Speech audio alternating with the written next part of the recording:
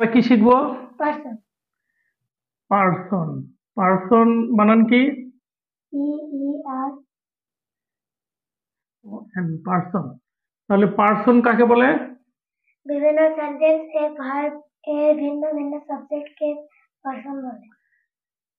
ঠিক আছে, মানে বিভিন্ন সেন্টেন্সে যে ভার্ব থাকে, ওই ভার্বের যে ভিন্ন ভিন্ন সাবজেক্ট থাকে, ভিন্ন ভিন্ন যে সাবজেক্ট থাকে তাকেই মূলত পার্সন বলে। ঠিক আছে, তাহলে আমরা এখন দেখি পার্সন কত প্রকার।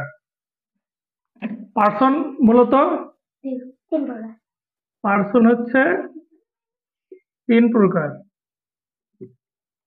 কি কি বলতে পারবা? বলো তো দেখি।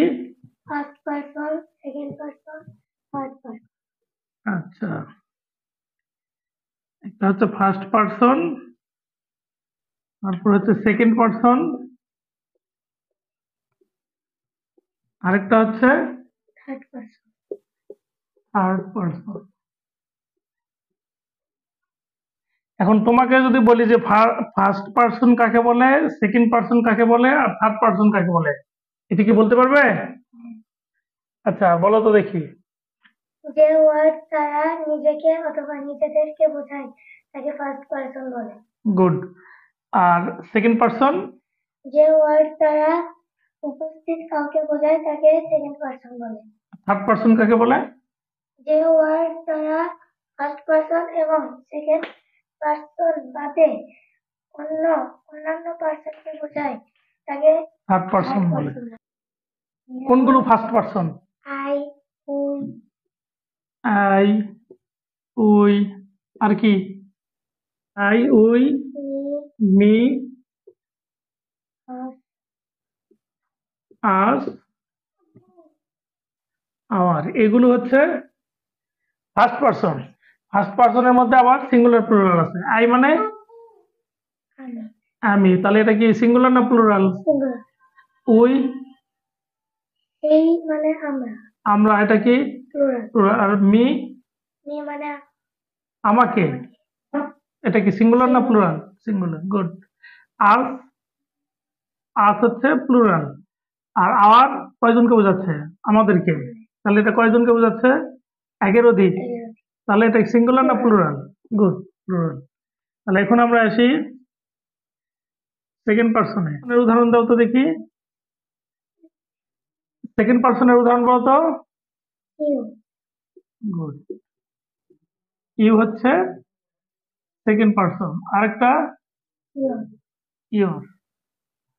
আচ্ছা, ইউ মানে এটা কি সেকেন্ড পারসন সিঙ্গুলার না প্লুরাল? Singular number. আর ইওর হচ্ছে কয়জনকে বোঝাবে? একের। তাহলে এটা কি হবে? প্লুরাল। ঠিক আছে, এখন থার্ড পারসন উদাহরণ দাও দেখি। হি, সি, দে। তারপরে কোন ব্যক্তির নাম হতে পারে, যেমন তোমার নাম কি বলো? রিয়া। এও থার্ড পারসন। আচ্ছা, তাহলে এখন বলো এই যে হি মানে কি? মানে সে, এটা কয়জন? তাহলে এটা সিঙ্গুলার না প্লুরাল? এটি হচ্ছে সিঙ্গুলার। আর দে মানে তারা। এটা কি সিঙ্গুলার না প্লুরাল? প্লুরাল। আর কোন ব্যক্তির নাম রিয়াদ, এটা কি হবে? সিঙ্গুলার।